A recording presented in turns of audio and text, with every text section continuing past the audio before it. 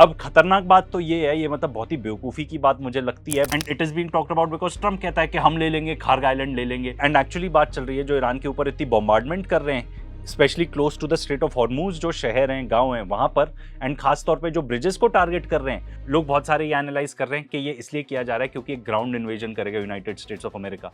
हम आपको पहले भी बता चुके हैं एक्सपर्ट्स का ओपिनियन कि आज के डेट में जब आप सैटेलाइट से सब कुछ देख सकते हो, आज के डेट में जब ड्रोन्स एंड मिसाइल्स कहीं भी पिन पॉइंट तरीके से टारगेट कर सकती हैं, ग्राउंड इन्वेजन करना सुसाइड है। अब ये वॉर एक्सपैंड और ऐसे हो रहा है कि यूक्रेन ने जाके टारगेट कर दिए ईरानियन वेसल्स को, एंड ईरान का ये कहना है कि यूक्रेन ने ये किया है at the behest of Israel. देखो बिल्कुल हो सकता है, एंड ईरान कह रहा है हम रिटेलिएट करेंगे, बट मेरा तो सवाल है क्या रिटेलिएट करोगे? रशिया यूक्रेन वॉर ऑलरेडी चालू है, यूक्रेन के ऊपर ऑलरेडी इतनी भारी बॉम्बार्डमेंट हो रही है, रशिया जो वहां पे कर रहा है, आप एडिशनल और क्या कर लोगे? रोज के रोज वहां से खबर आती है, अभी लेटेस्ट तो जो एक बहुत ही डेडली ड्रोन अटैक फिर से कैरी आउट किया यूक्रेन ने रशिया के अगेंस्ट, तो ये वॉर तो थमने का नाम नहीं ले रहा है। अब उसमें एग्जैक्टली क्या अपडेट्स हैं, आई थिंक वो तो सेपरेट वीडियो बना के बताना पड़ेगा आपको, बट ये क्लियर है कि यहाँ पे बहुत सारे जो प्लेयर्स हैं जो इस वॉर में इन्वॉल्व हैं, वो चाहते हैं कि यूरोप इन्वॉल्व हो जाए,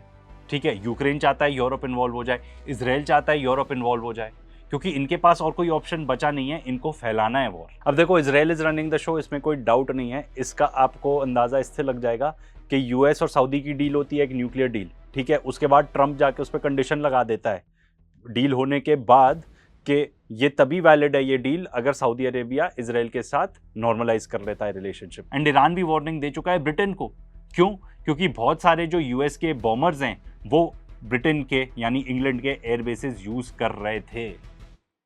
तो अब ईरान का कहना है कि भाई आप उनको अपने एयरबेसेस दे रहे हो यूज करने के लिए, जो एयरक्राफ्ट हमारे अगेंस्ट यूज हो रहे हैं बॉम्बार्डमेंट के लिए, तो भाई आप भी लेजिटिमेट टारगेट बन जाओगे। जब वर्ल्ड वॉर 2 हुआ था तब यूएसए सेपरेट लड़ाई लड़ रहा था जापान के अगेंस्ट, यूरोप के अंदर एक पूरा वॉर चल रहा था। तो आज के डेट में भी अगर आप देखो तो भाई दो साइड्स क्लियरली हैं,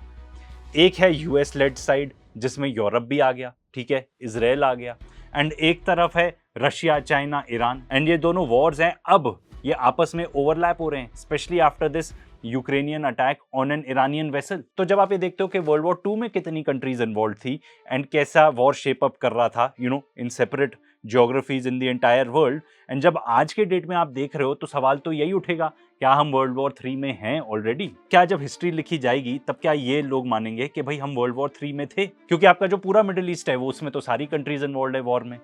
ठीक है, आपका रशिया यूक्रेन तो काफी हद तक यूरोप भी इन्वॉल्व हो गया वॉर के अंदर, एंड जो यूक्रेन वॉर है वो तो एक प्रॉक्सी वॉर है ना, उसको तो पूरा यूरोप सपोर्ट कर रहा है, United states of America support कर रहा है, एंड दुनिया के लिए सबसे बड़ी चिंता आप और हमारे लिए तो ये है कि स्ट्रेट ऑफ हॉर्मूज बंद है,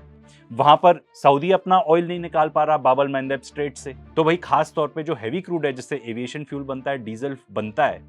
वो तो काफी शॉर्टेज में आ सकता है। एंड अब ईरान और ओमान के बीच में फिर से टॉक्स चालू हो गई हैं, क्या ये स्ट्रेट ऑफ हॉर्मूज से टोल कलेक्ट करना चालू करेंगे? क्योंकि एमओयू तो ये कह रहा था कि भाई 60 डेज के लिए नहीं कलेक्ट करेंगे, उसके बाद देखा जाएगा, पर एमओयू तो अब कोलैप्स हो चुका है। एंड सबसे बड़ा सवाल तो हम यही सोचते हैं कि भाई क्या होगा नेक्स्ट? तो ये न्यूयॉर्क टाइम्स का ही आर्टिकल है, मैं उन्हीं को कोट कर रहा हूं, अपनी एनालिसिस नहीं दे रहा। वो ये बता रहे हैं कि ट्रंप फंस चुका है, ही इज ट्रैप्ड। उसके पास 3 मेन ऑप्शन है, या तो मिलिट्री एस्केलेशन करे, अगर ऐसा करता है तो भाई फिर तो हैवक है, फिर तो पूरी दुनिया बहुत साल पीछे जाने वाली है, क्योंकि आप टारगेट करोगे power plants, refineries, Iran already बोल चुका है कि भाई हम फिर रीजन की फैसिलिटीज को टारगेट करेंगे, मिसाइल्स भी बहुत लो हैं अमेरिका के पास, तो ये ऑप्शन फीजिबल नहीं है। सेकेंड ऑप्शन ये है कि ट्रंप लॉन्ग गेम प्ले करे, जो तब से ही लॉन्ग गेम चल रही है कि भाई और सैंक्शंस लगाओ और ब्लॉकेड इंपोज करो ईरान के ऊपर, इनका ऑयल मत एक्सपोर्ट होने दो, बट ये बहुत स्लो है, एंड इसमें पता चला यूएस की इकोनॉमी ही ना विथस्टैंड कर पाए प्रेशर, एंड ये बहुत ज़्यादा कॉस्टली भी है। तीसरा ऑप्शन जो पूरी दुनिया के लिए बेस्ट रहेगा वो ये है कि ट्रंप डिक्लेयर कर दे विक्ट्री कि भाई हमने तो बहुत कुछ अचीव कर लिया, एंड वहां से विड्रॉ कर जाए। बट क्या इजराइल उसको ऐसा करने देगा? प्रॉब्लम ये है कि अभी चीजें काम डाउन नहीं हो रही, चीजें एस्केलेट ही हो रही है, एंड ये पूरी दुनिया के लिए बहुत ही बुरी खबर है। अगर ये वॉर ऑफ एट्रिशन भी बन जाता है जैसा लग रहा है, जिसका मतलब ये है कि स्ट्रेट ऑफ हॉर्मूज भी बंद रहेगा, बाब अल मंदेब स्ट्रेट भी बंद रहेगा। सवाल तो ये है क्या वर्ल्ड इकोनॉमी इसको झेल पाएगी?